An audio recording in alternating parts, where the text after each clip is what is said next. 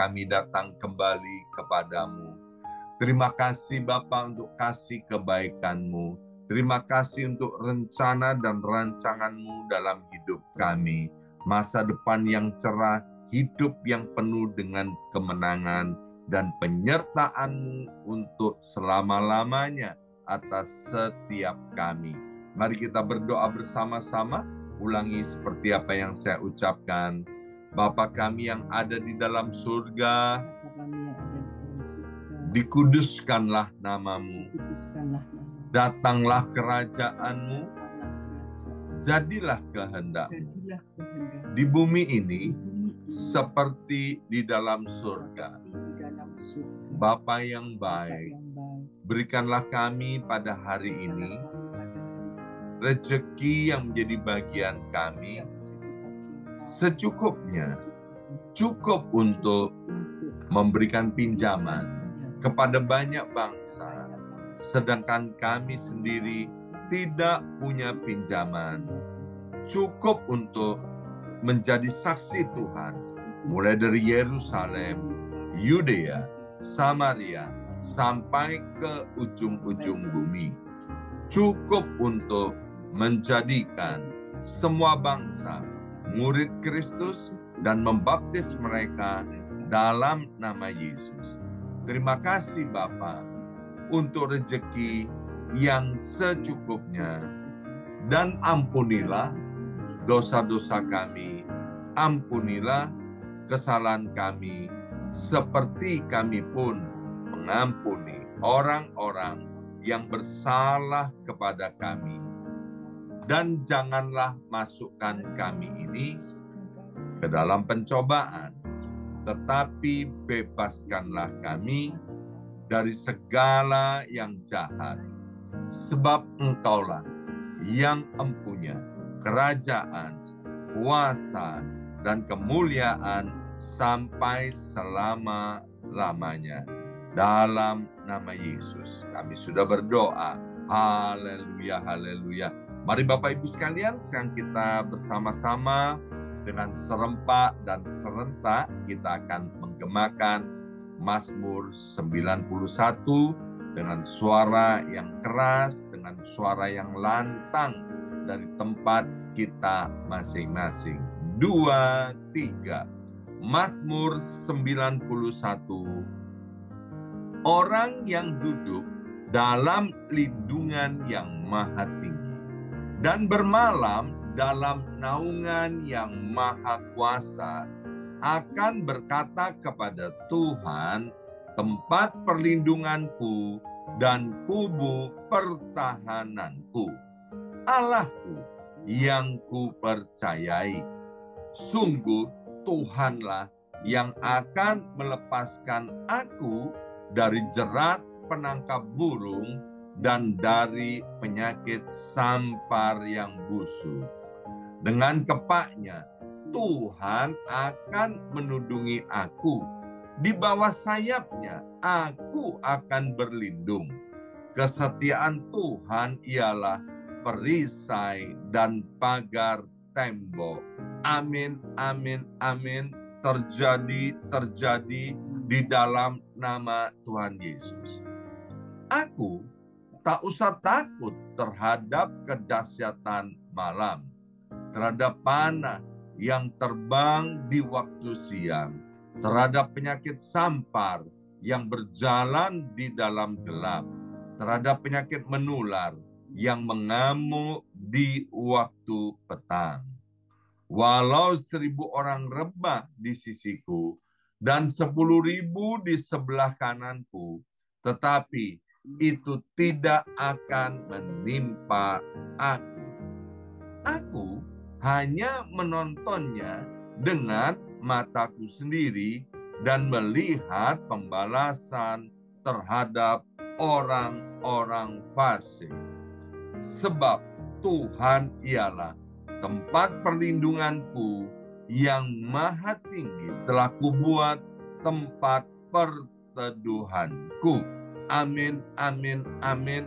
Terjadi di dalam nama Tuhan Yesus. Malapetaka tidak akan menimpa aku, dan tulah tidak akan mendekat kepada kemahku. Sebab malaikat-malaikat Tuhan akan diperintahkan oleh Tuhan kepadaku untuk menjaga aku di segala jalanku. Para malaikat Tuhan akan menatang aku di atas tangannya, supaya kakiku jangan terantuk kepada batu. Singa dan ular tedung akan aku langkai. Aku akan menginjak anak singa dan ular naga. Amin, amin, amin. Terjadi di dalam nama Tuhan Yesus. Sungguh hatiku melekat kepada Tuhan, maka Tuhan akan meluputkan aku, Tuhan akan membentengi aku, sebab aku mengenal nama Tuhan. Bila aku berseru kepada Tuhan, Tuhan akan menjawab. Tuhan akan menyertai aku dalam kesesakan. Tuhan akan meluputkan aku dan memuliakan aku. Dengan panjang umur akan Tuhan kenyangkan aku, dan akan Tuhan perlihatkan kepadaku keselamatan daripadanya. Amin, amin, amin. Terjadi di dalam nama Tuhan Yesus. Terima kasih ya Aba ya Bapa. Sekarang berkati hamba firman-Mu, Bapak Pendeta Markus Sudarji. Taruh isi hatimu pada mulut lidah bibirnya, dan biarlah setiap benih firman Tuhan yang akan sebentar ditaburkan, tidak ada satupun yang kembali dengan sia-sia. Terima kasih Bapa. Allah Roh Kudus mengurapi setiap kami dengan pewahyuan yang daripada sorga. Dalam nama Yesus, yang siap mendengarkan firman Tuhan, angkat jempolnya ke depan dan katakan amin 3 kali. Amin, amin, amin. Salam revival, salam kebangkitan. Semangat pagi. Semuanya semangat pagi. Apa kabarnya Bapak Ibu sekalian? Luar biasa. Senang sekali. Hari ini Jumat 17 November 2023 boleh bersama-sama kembali dengan Bapak Ibu yang mencintai Tuhan dan dicintai oleh Tuhan. Baik, waktu dan selanjutnya saya berikan kepada hambanya, Bapak Pendeta Markus Sudarji. Silakan Pak Markus. Baik, selamat pagi Bapak-Bapak, Bapak Ibu sekalian. Kita bersyukur untuk anugerah Tuhan bahwa pemeliharaan, pertolongan Tuhan selalu nyata atas setiap hidup kita. Puji Tuhan. Nah, pagi hari ini saya mau mengajak Bapak Ibu untuk merenungkan firman Tuhan, yaitu tentang waktu Tuhan.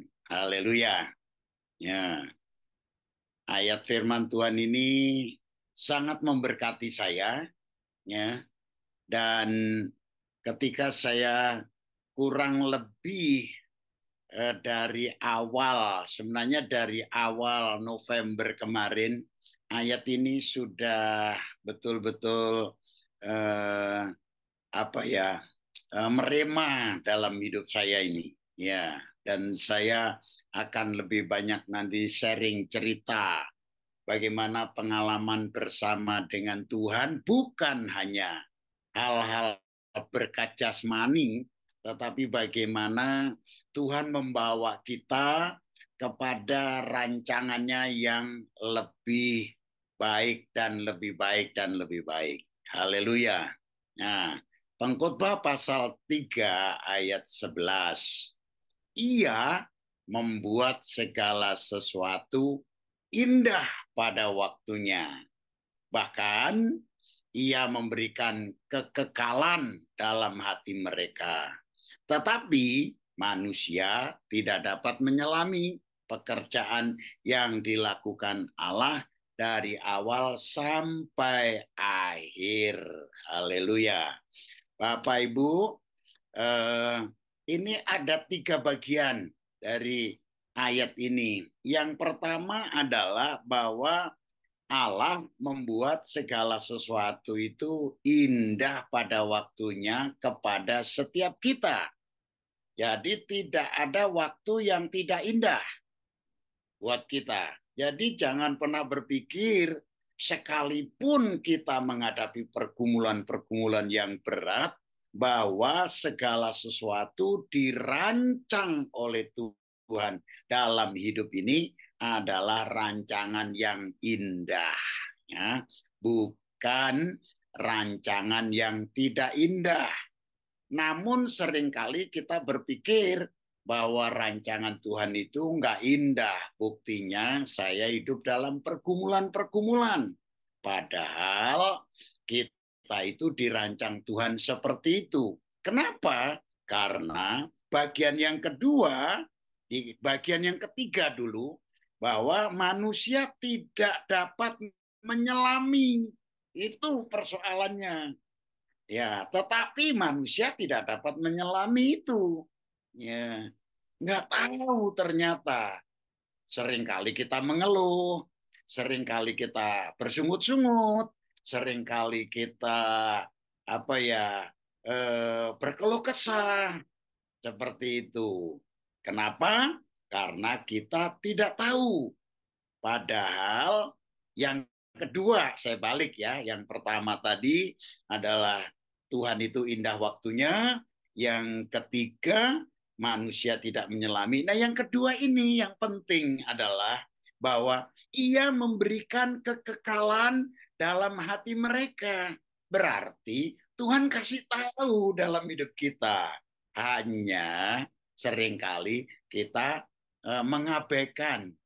Kita berpikir, kita ada ngomong kasarnya itu, kita nggak mau tahu lah gitu. Coba kalau kita ngadepin persoalan yang berat, kita nggak mau tahu. Nah, seperti itu. Nah, Bapak Ibu, dari penjelasan ini saya teringat tim kami yang nangani bimbingan pranikah. Ya, dia kerja di sebuah perusahaan dan dia karirnya bagus sekali. Dia naik satu titik, dia sedang dipersiapkan untuk promosi yang lebih baik. Semua orang tahu, dia tahu bahwa dia akan dapat promosi itu. Tapi saat waktunya tiba, ternyata bukan dia yang dipromot, yang dapat jabatan itu. Waduh, bagaimana ya? Nah, tapi tim kami ini, yang ketua BPN ini, kami bekali. Malah justru saat dia seperti itu, dia bilang, Pak, saya awalnya sempat makdek gitu ya, kecewa. Tapi saya ingat kebenaran firman. Dia bilang, itulah sebabnya dia kumpulin komselnya, dia cerita di situ, dia kumpulin, malah dia pesta. Dia traktir, makan bareng. Jadi dalam kondisi susah, menurut manusia, dalam kondisi yang tidak dapat promosi, menurut manusia, tapi dia buat yang namanya kumpulin teman. Yuk kita bersyukur. Dia bilang begini, kadang kita syukuran kalau anak kita naik kelas, kita syukuran. Ya kan, kalau dalam kondisi naik pangkat syukuran. Ini ya istilahnya, dia punya jabatan, dia punya harusnya posisi itu dia tempati, malah dikasih ke orang lain. Ya, nah ada banyak maksudnya proses kenapa sampai dikasihkan. Kalau kita ngomongnya negatif, kita nggak boleh kan ngomong negatif. Sebenarnya teman dialah yang istilahnya, ya istilahnya sekarang kan serobot menyerobot begitu, tapi dia bersyukur. Nah, dia tahu, ya ternyata di dalam hati dia diberi yang namanya kekekalan itu, yang diberi oleh Tuhan, diberitahu bahwa kamu tidak perlu kecewa.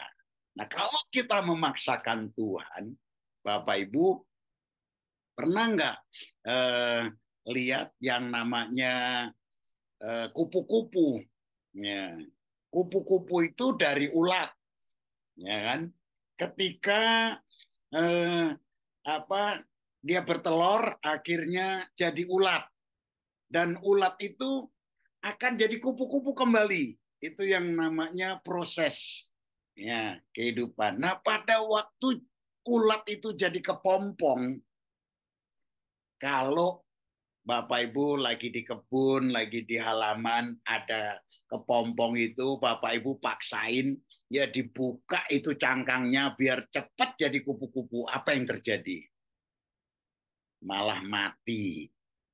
Jadi izinkan kepompong itu lewat proses alami, ya kan? Mungkin dia lagi sedang bergerak-bergerak itu pengen keluar dari cangkangnya. Kita mungkin berkata, kasihan ya, kita bantu ya.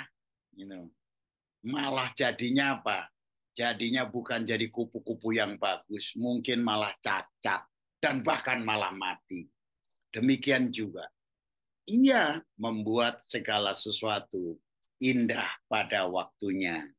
Jadi jangan pernah kita memaksa Tuhan untuk melakukan apa yang kita mau. Izinkan Tuhan bekerja, maka pada saatnya indah sekali. Puji Tuhan. Nah, saya akan cerita sedikit ini tentang Lazarus. Saya terinspirasi juga. Saudara, bukankah kisah tentang Lazarus? Lazarus punya dua saudara, yaitu Maria dan Marta. Satu ketika Lazarus itu sakit.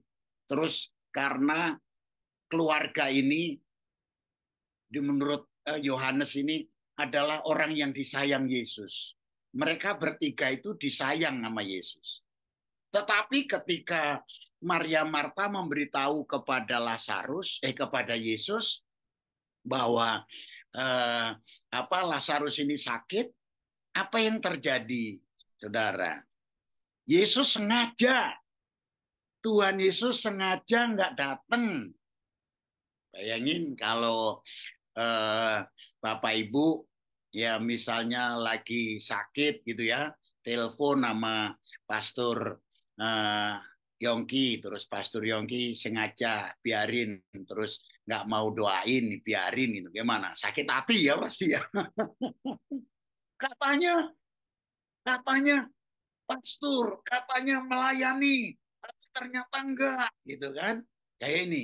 Katanya Yesus sayang sama Maria, Marta, dan Lazarus, tapi kenapa Yesus sengaja tidak datang? Tuhan Yesus berkata bahwa dengan tidak hadir itu supaya anak Allah dimuliakan. Berarti ada rencana Tuhan yang indah. Kadang-kadang kita mengalami kesulitan hidup. Kita mengalami pergumulan, ya.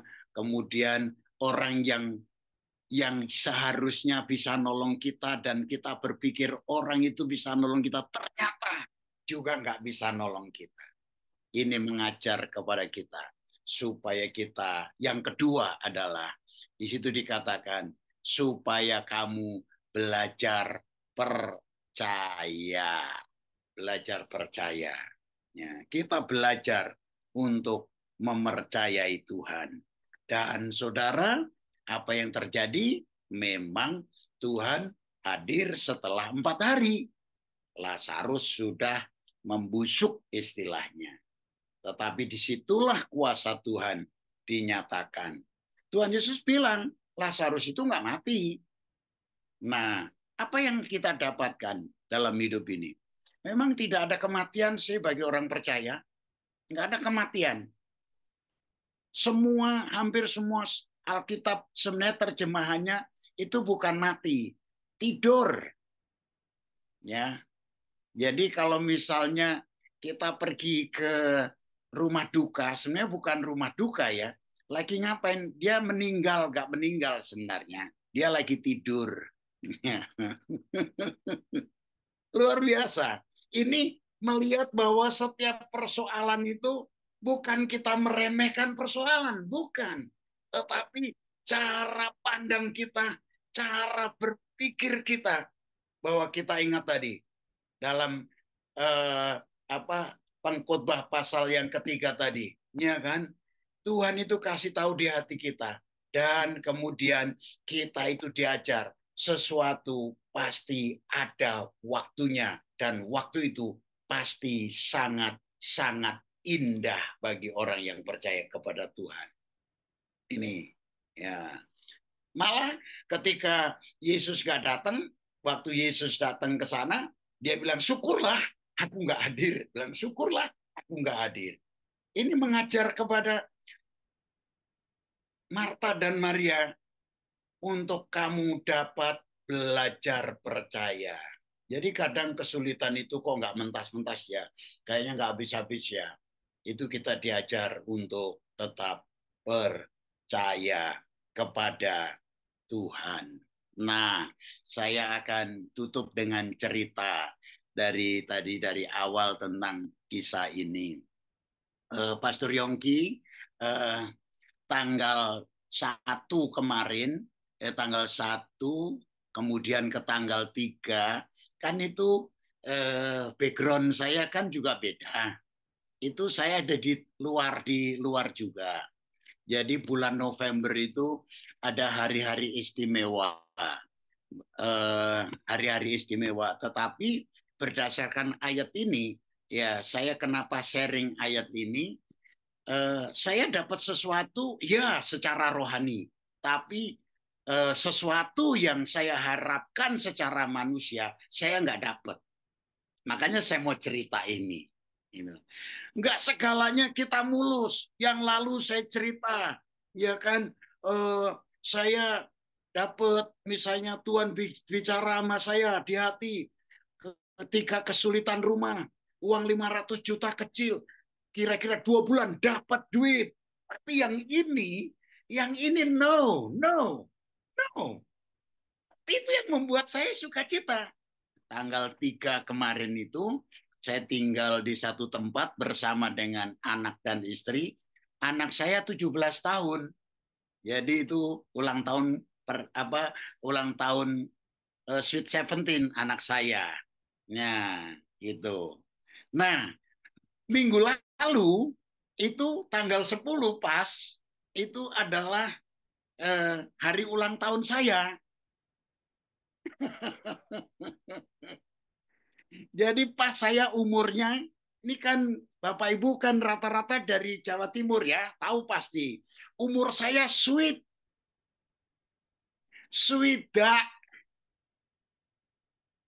lakcap,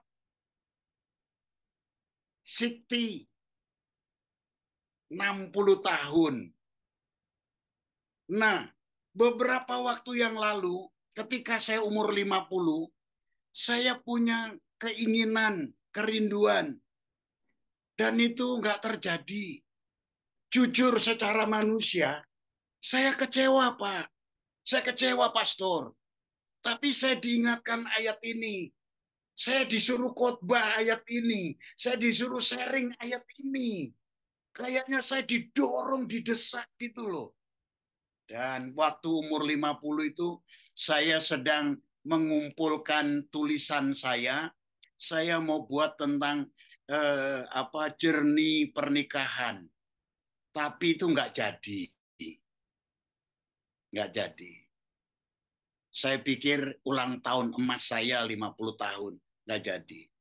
Terus beberapa tahun yang lalu, saya sedang meng-create satu perjalanan iman dan karir saya, khususnya di pelayanan gereja.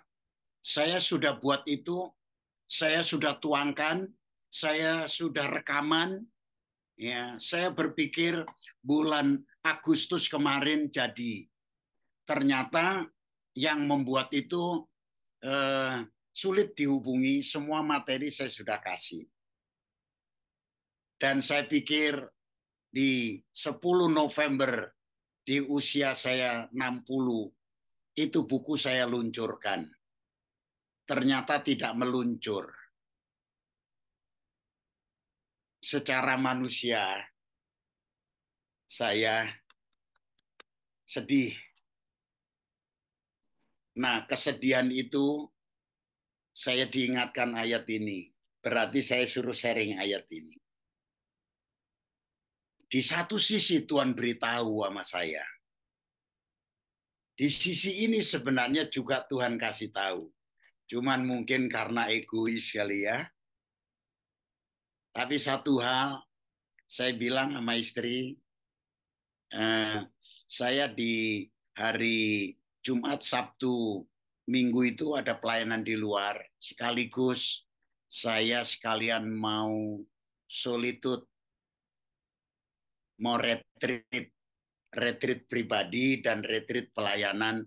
Dan saya tidak ada di gereja lokal. Mohon maaf, Pastor, kalau ngubungi waktu itu HP saya matiin selama 3 hari. Dari situ saya datang sama Tuhan dan saya berkata, Tuhan, rancanganmu adalah rancangan damai sejahtera, bukan rancangan kecelakaan. Rancangan yang mendatangkan masa depan yang penuh harapan. Jadi Bapak Ibu Saudara sekalian, ada kalanya seperti kisah Lazarus ini seolah-olah Tuhan tidak peduli. Padahal Tuhan peduli. Karena di balik semuanya itu ada rencana Tuhan yang luar biasa. Saya meyakini ada kairos Tuhan, ada kronosnya Tuhan. Kairos saya pikir saya sudah kerjakan, tapi ternyata kronosnya nggak turun-turun. Kronosnya, saya percaya ada kronos. Kronos itu adalah kesempatan waktu yang Tuhan beri. Yang penting saya mengerjakan. Kronos itu adalah dari waktu ke waktu yang saya isi. Sedangkan kairos itu adalah di mana Tuhan akan menyatakan.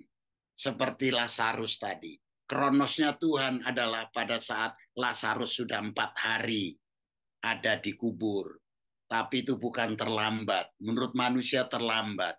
Tetapi bagi Tuhan tidak ada kata terlambat. Nah, bagi Bapak Ibu Saudara sekalian, mungkin sedang ngadepin pergumulan-pergumulan masalah, ya, kadang kita berkata, terkadang kita merasa tak ada jalan terbuka, tak ada waktu lagi. Saudara mungkin berkata, terlambat sudah. Tidak. Tuhan tetap mengerti. Dia mengerti. Dia peduli. Persoalan yang sedang terjadi. Haleluya. Jadi ada waktu Tuhan, waktu yang tepat buat yang terbaik buat kita sekalian. Dan akhirnya saudara, orang yang dikasihi Tuhan tidak selalu apa yang kita minta Tuhan beri. Ya, karena Tuhan mengasihi kita. Ada bagian kita dan ada bagian Tuhan. Bagian kita sudah kita kerjakan. Kita tinggal tunggu bagian Tuhan mengerjakan dalam hidup kita. Ada kalanya apa yang kita mau tidak sesuai dengan kemauan kita. Tapi ketika kita datang sama Tuhan, pasti rancanganmu adalah rancangan damai sejahtera. Segala sesuatu indah pada waktunya. Dan akhirnya izinkan Tuhan berkarya atas hidup kita untuk mendatangkan kebaikan bagi orang-orang yang mengasihi Dia. Amin. Saya serahkan ke Pastor Yongki. Tuhan Yesus memberkati. Haleluya.